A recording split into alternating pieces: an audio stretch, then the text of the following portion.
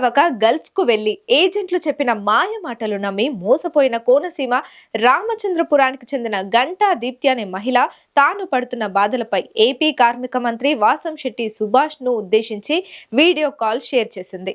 చిన్న ఇంట్లో పని అని చెప్పి 4 అంతస్తుల భవనంలో వెట్టి చాకిరి చేయిస్తూ చిత్ర హింసలు పెడుతున్నారని, కడుపు నిండా తిండి కూడా పెట్టట్లేదని ఆరోపించింది.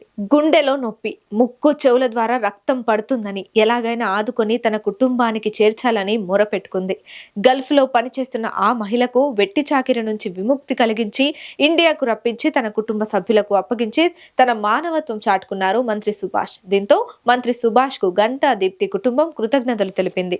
Ganta Deepti wife of Trimurthulu doctor BR Ambedkar, Konaseema జిల్లా సెకినేటిపల్లి మండలం అంతర్వేది గ్రామానికి చెందిన దీప్తిని గత నెల అక్టోబర్లో బెహ్రెయిన్ వెళ్ళటం జరిగింది.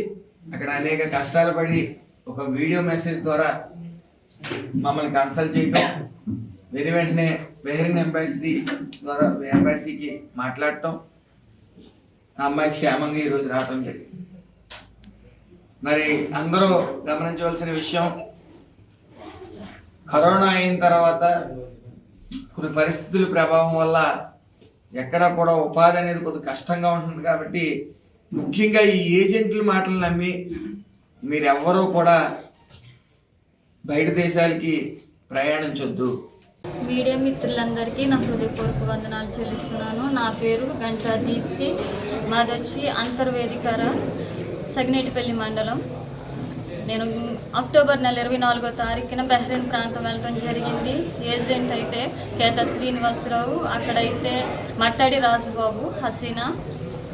నేను ఏజెంట్లు నమ్మి వెళ్ళాను. అయితే వారు చాలా మోసం చేశారు నన్ను. నాకు ఇక్కడ పని చెప్పారు, ఇక్కడైతే కేవలం సింగిల్ బిల్డింగ్, ఒక బేబీని చూసుకోవటం అని చెప్పారు. అక్కడ నాకు 4 అంతస్తుల బిల్డింగ్లో తీసుకెళ్ళి పెట్టారు. పైన సమస్తము నేనే, కింద నుంచి అన్ని మోసుకోవాలి, లిఫ్ట్ ఉండదు, ఏమీ ఉండదు, భోజనం అయితే సరిలేదు. నేను చాలా సఫర్ అయిపోయాను, అక్కడ చాలా బలహీనం అయిపోయాను. ఆ యొక్క పని ఒత్తిడిలో నేను చాలా నలిగిపోయాను. అక్కడ చాలా సమస్యలు ఎదుర్కోవాల్సి వచ్చింది. అలాంటి సమయంలో నాకు మరలా తిరిగి ఇండియా రావడానికి నాకైతే మార్గం ఏం కనిపించలేదు.